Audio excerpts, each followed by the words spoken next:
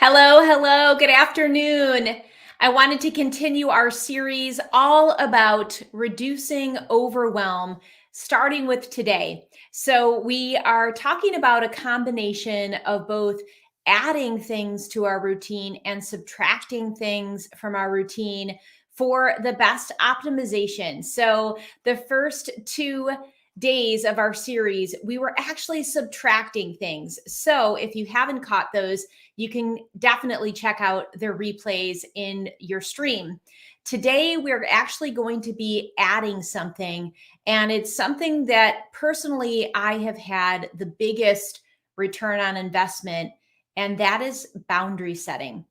Such a huge topic. We could go on for days, but I'm going to keep this concise so you can just jump in, be laser focused, and extract the nugget of information. So basically, when we don't set boundaries, and boundaries is really all about those dividing lines, just putting a line in the sand or having those markers where we're very mindful and conscious that we stay in our zone and we don't necessarily step over it when it comes to well-being and being disciplined.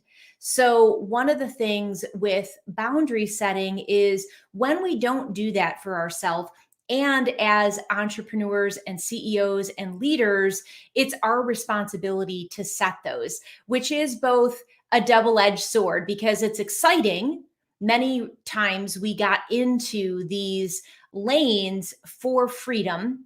But on the flip side, sometimes we can get a little willy nilly because we are the ones that are responsible to set these boundaries or these grid lines, if you will. So, one of the things before I get too far ahead, I just want to say that it is not about rigid structure that is so inflexible.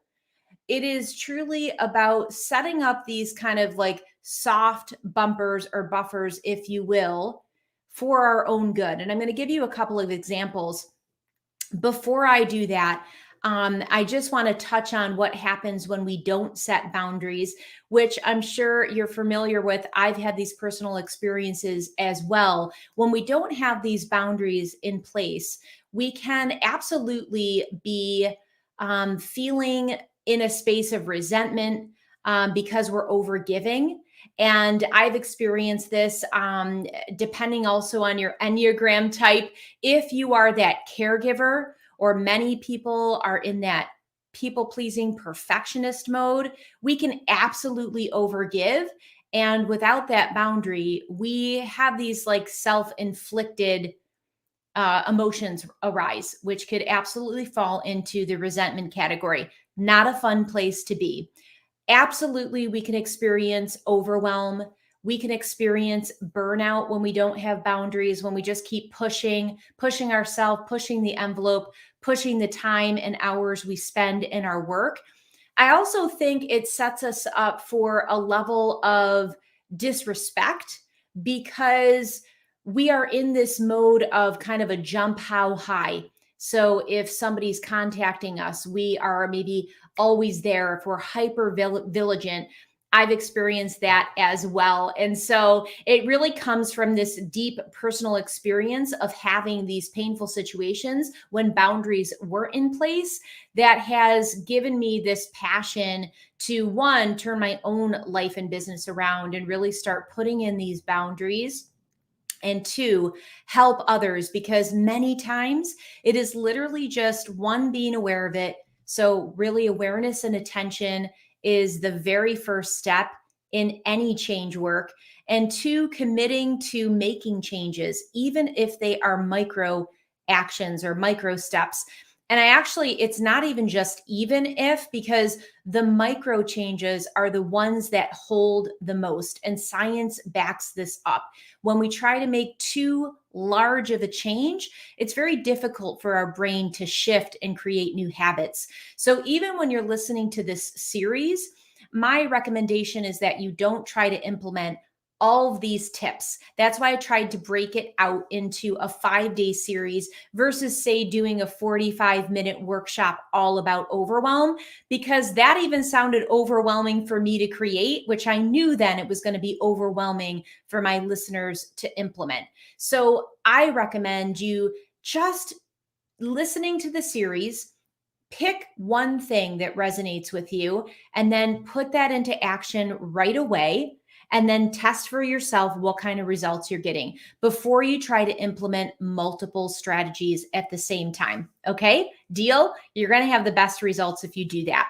Now, the benefit of putting boundaries is actually it increases respect from others, whether it's people on our team, peers, family members. People actually secretly appreciate and respect having boundaries. So I think many times the fear is, oh my gosh, if I don't get back to somebody in this short period of window, they're going to think that I'm blowing them off or fill in the blank. But I feel that if your communication is on point, they're actually going to be like, wow, that is really cool. They're going to start to respect you. They're going to start to really honor you and your excellent communication. So the other thing is we're being proactive against burning out, which is something that is on the rise across all industries. And it's something that many times you have the control to shift and pivot away from, because you are the curator of your destiny. That is not just fluffy words. It actually can be truth for you if you embrace it and you choose it. I feel now too, more than ever, having that category where we are prioritizing our health, our mental health, our emotional health, right? Our holistic health. This is what's going to bring longevity and sustainability and an opportunity to have more of that work-life balance and not have that to be some like elusive, trendy hashtag, but something that you can actually embody and put into place. The other thing establishing boundaries does for you is it increases your self-trust, especially when you follow through on what you say you're going to do.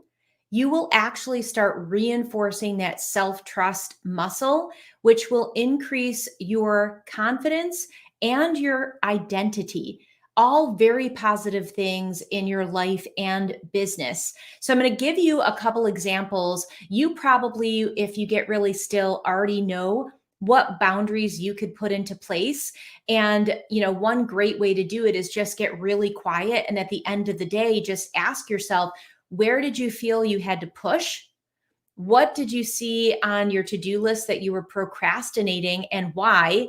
When did you maybe work a little bit longer than you wanted to and then just felt very exhausted? Or what areas could you target where you actually did start to experience some anger or some resentment? So if you ask yourself those questions, those are going to be excellent spots for you to notice and highlight, and then say to yourself, if I had a boundary in place in one of those or all of those scenarios, how would that have positively affected it?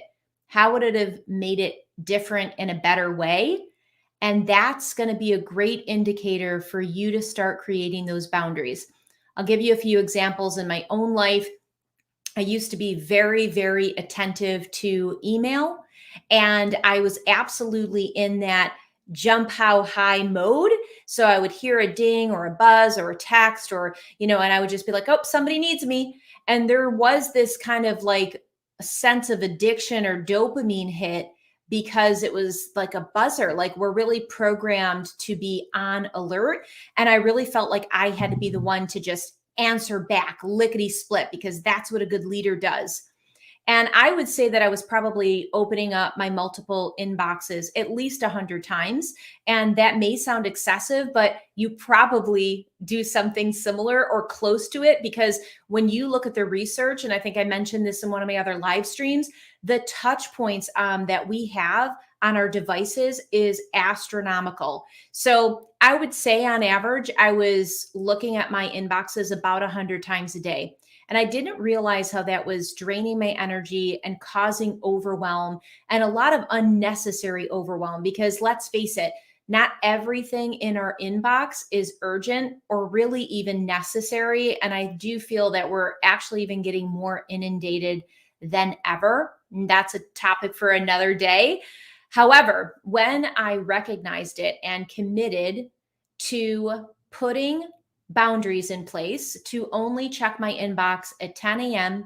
and 3 p.m., things absolutely started to shift. Now, one, it wasn't easy. Two, it felt super awkward. I had to really damper down those voices in my head that was like, "Oh my gosh, people are going to be waiting for me," or, just there's this urgency that we get programmed to, and our nervous system actually starts to regulate for this kind of fight or flight reactive mode. So just be prepared that when you do make any changes or you start to implement boundaries, it's not necessarily going to be easy or comfortable, but the return is absolutely going to be worth it. I would say honestly, it took me up to about 2 weeks to start to unthread that addiction of email management or reactivity to notifications.